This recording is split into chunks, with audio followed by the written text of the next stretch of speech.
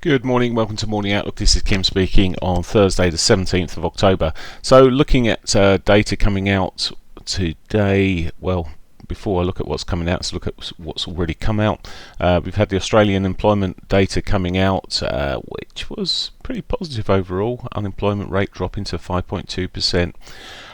This morning then we got UK retail sales, another important number. Now we saw data coming out, inflation being a bit softer than expected yesterday. The pound just held up at that time, and the chop that we were getting with the pound with different speakers made it very risky, a risky trade. Well, even with the euro, it was jumping around like a good one at the time.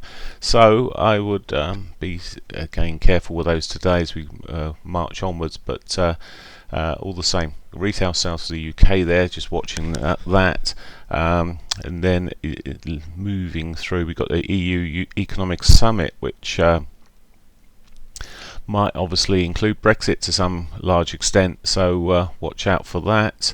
And then we've got the manufacturing sales, Canada, no, not interested in it so much, but the Philly Fed manufacturing index coming out at 1:30 this afternoon for the US, so that's sort of the key elements there. Industrial production like 215 as well, so a couple of numbers that normally we would sort of not take a lot of interest in, but in the current situation may be more relevant. Also a whole bundle of speakers from 7 p.m. onwards, so watch out for volatility throughout the later US session and through into the Asian session. That's it, that's news. Right, let's get on and look at the technical. So we ended up a bullish pivot swing here on the euro. Will it follow through? Well, it's got the momentum that's going with it at the moment. It seems quite solid, nice solid day yesterday in the end. It has run into its weekly R1 area here. Now it's finding resistance at this point and pulling back at the moment, but it could still push up there. There's a bit of divergence running across. If you look across this on this 4-hourly picture, looking a bit soft. Just need to sit and wait on this at the moment. I do wonder if it will still carry on pushing on, but when I'm looking then at the hourlies, it's put a lower high in, which is getting close to being filled.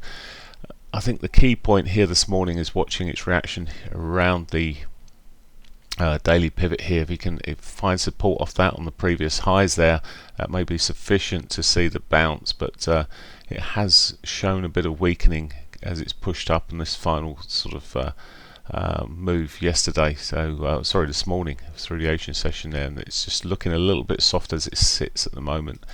It may just be a temporary blip, or it may we may see a bit more of a correction, but I think if Brexit comes up on the deal table with a better offer, we may see buying through the pound and the euro. For the pound, well, another straight clear day up there. A bit of a correction again now, with apparently the DUP of not necessarily too happy with part of the deal, and there's a hold up there until that's finalised, but it's still in talk, so it's not a walk away. Again, there was a divergence here, but you can see it's sort of washed out a little bit on the pound on the 4-hourly. It's just come out to, we've looked at dailies, positive upward moves. It doesn't look like there's any. There's a higher signal there. Let's just check on the RSI there. Maybe a slight bit of divergence around the tops here, but again, just because it's divergence doesn't mean say it'll roll over.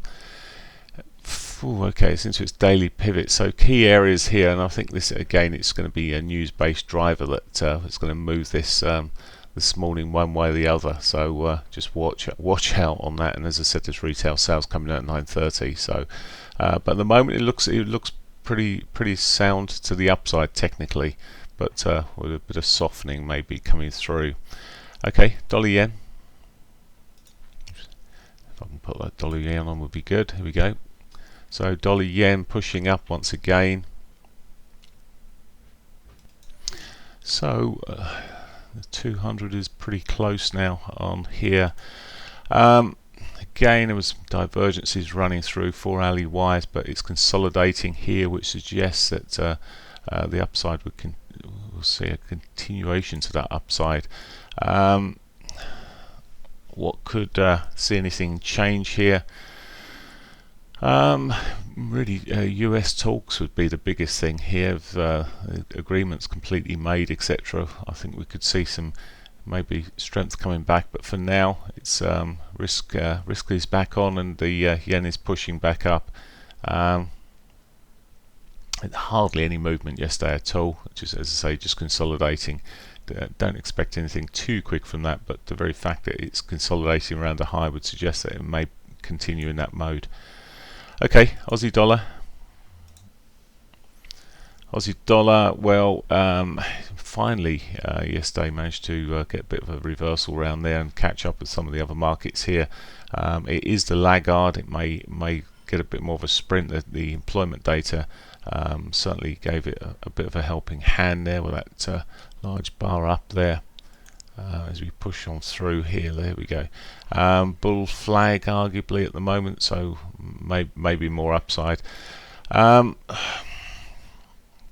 doesn't seem to be a lot there to spoil it at the moment, so for now it remains on the more bullish view. I remain with a more bullish view on the Aussie.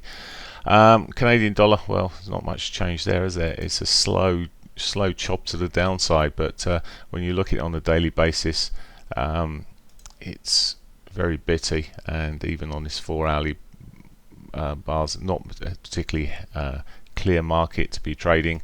So for me, and the hourly wise, you can just get this one bar or 2 bars around the news, and that's it.